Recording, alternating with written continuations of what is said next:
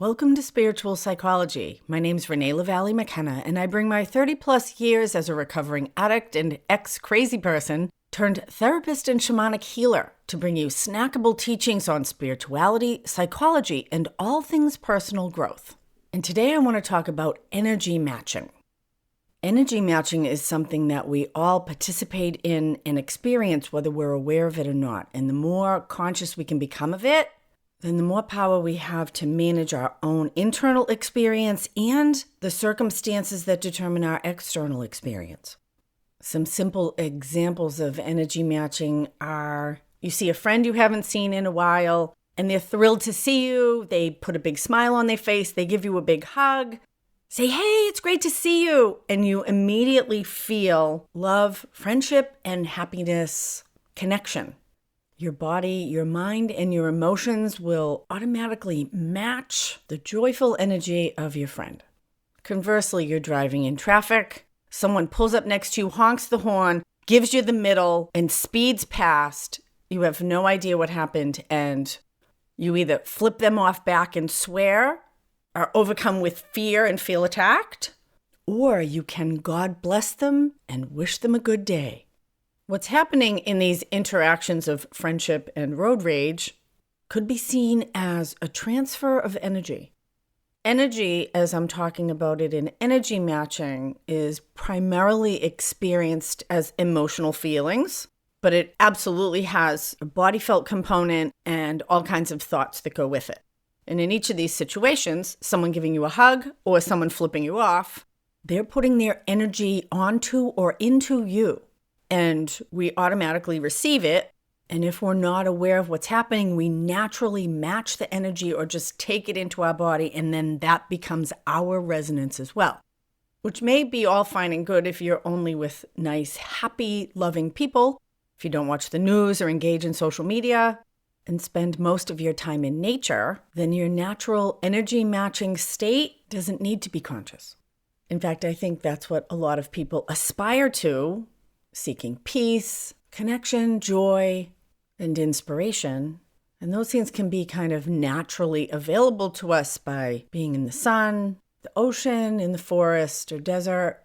Naturally, energy matching with the rhythms of the earth is incredibly centering, grounding, and balancing. In fact, beyond that, it's quite inspiring and elevating because the life force that flows through nature is very creative and dynamic, and we're a part of it. The same is true for hanging out with positive, upbeat, interesting people, being aware of the media we consume. My teenage daughter has been binge watching some violent TV on Netflix and now has existential anxiety about getting kidnapped. I told her, I'm in my 6th decade of life. I don't know anyone who's ever been kidnapped. I don't even know anyone who knows anyone who's ever been kidnapped. And I know a lot of people. But she's taken that information, that fearful resonance into her body, and it's created a fear within herself. She's energy matching criminal minds. And the same is true if we spend time with people who are bitter or cynical, angry, or depressed. That there's a natural phenomenon of energy matching in the idea that water seeks its own level. It's one of the reasons that people naturally are drawn to others who have similar viewpoints in the world, politically, religiously, sexually, socially, morally, intellectually. Life just tends to be easier when we're hanging out with people that we resonate with. And I like the word resonate because we are kind of beings made of energy. And we could understand this kind of complex configuration of our mental, emotional, and physical, spiritual being. Each of us has a unique vibration level. And there's been a lot of interesting study and mapping of consciousness and human energy by people like Rudolf Steiner, the leader of anthroposophy in the early 1900s, and more recently, there's this very grounded organization called Clear Vision. I'll leave links to both of those types of work in the show notes. They're much more detailed than what we're going to talk about here. So from a spiritual psychology standpoint, it's important to recognize that we actually each have a resonance. It changes all the time. It's deeply affected by our external experience and circumstances, But when we become conscious about this phenomenon of energy matching that happens almost automatically, then we can start to hold the resonance we want to hold, regardless of what's happening around us. And that's incredibly empowering. And depending on your intention, it can be also incredibly helpful to the people and situations that we're engaged in. I've been fascinated by the work of David Hawkins, who was a psychologist and spiritual teacher who dedicated his life to this kind of map of consciousness. He was a science-minded guy, so he put these resonances of humanity on a number scale from 0 to 1,000. So, for example, the resonance of 20 is misery, shame, and humiliation. 50 is despair and apathy, hopelessness. Anger and hate come up the scale at 150. Courage and empowerment at 200. He considers 200 to be the cusp of integrity, where we start to move from selfishness into selflessness. Mercy and forgiveness and acceptance are at 350. Wisdom and reason, 400. 500 is the emanation of love and joy. Peace and bliss come in at 600, and over 700 is enlightenment. So it's interesting to do a check-in at any given moment in the day. What's my resonance right now? And the easiest way to check in is to ask, how am I feeling? And feeling in this way can be a little different than emotions. I work with emotions a lot and have plenty of my own. Emotions tend to be generated from the narratives or stories I tell myself about the past and the future. They absolutely are part of this complex kaleidoscope that makes each unique person. But when we check in with how we're feeling, it's much more about being down in our body. It can include my emotions, but it's deeper and more comprehensive than that. In fact, when I drop into how I'm feeling, a lot of times emotions will come up that I may have been suppressing, and it's really good to let them do that because emotions are also energy and they like to flow. And when we let them flow, part of their purpose is to help us grow and evolve and find equilibrium again. I have a very dear friend who's going through some huge life transition. It's a really positive transition, but is really stuck with some old toxic belief structures about what it means to be a man and what it looks like to be successful that actually doesn't match up with his own developing worldview and outlook. And the clash of the old and the new, which is actually a death-rebirth process, was bringing up some suicidal thoughts. And so he checked himself in for a couple days, which was an excellent idea. And it was a really good experience for him. And he came out, he's been crying a lot. All this old stuck grief. Emotions really move stuff around and through, just like digestion. Crying can be like pooping. Let that shit out. Take the nutrients, excrete the rest. So even in the midst of all these really difficult and turbulent emotions, when I ask him how he's feeling, in that deeper way, he's actually hopeful and grounded. I think a lot of times people are afraid to share their difficult feelings because they're aware of this energy matching phenomenon and they don't want to put their depression or sadness, their anger or hopelessness on another person. But there is a way to share our experience with others. In fact, I think it's imperative to do this and still remain in a grounded place. The easiest way for me to do that is to think about the lower part of my body, like my belly, below my belly button, and the base of my spine, and really feel some heaviness, like what's going on down there, come out of my head, into my heart and my belly. And when I can really stay centered in my own resonance, I'm much less easily taken off when the guy flips me off, or I'm otherwise surprised or bombarded by somebody's negative stuff that I don't want to take on.